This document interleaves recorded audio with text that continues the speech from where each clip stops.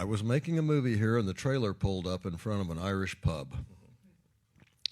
That's where my trailer was. I walked. The door to the trailer lined up right with the door to the Irish pub. And I said to myself, I know what I'm doing at lunch.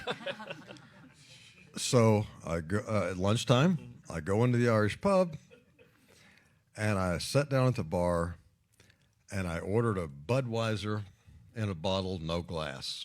And the old guy who was working there, who'd probably been there since it started, he goes, hey, I'm a big fan of yours. Yeah, I like you a lot, you know. And I said, yeah, thank you very much. And I lit up my smoke, and he said, hey, I'm sorry, but you can't smoke in here.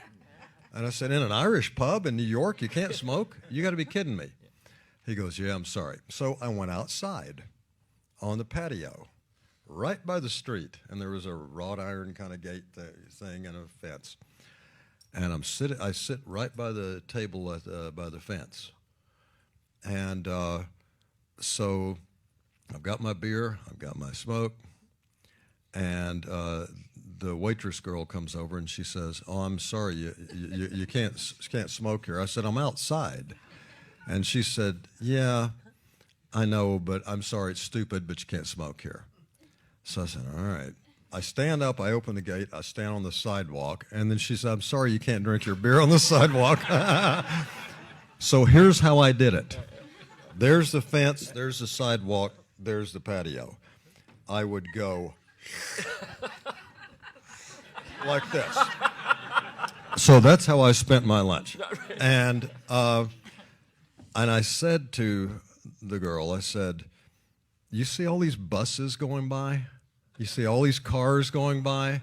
I said, do you drive a car? She said, absolutely. I said, okay then. So oftentimes, we as human beings will have a problem with stuff that we actually do ourselves. Right.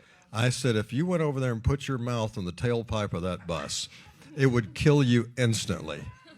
This little American spirit ain't doing that much to you. So as long as I don't blow it in your face or smoke in the restaurant, I'm good.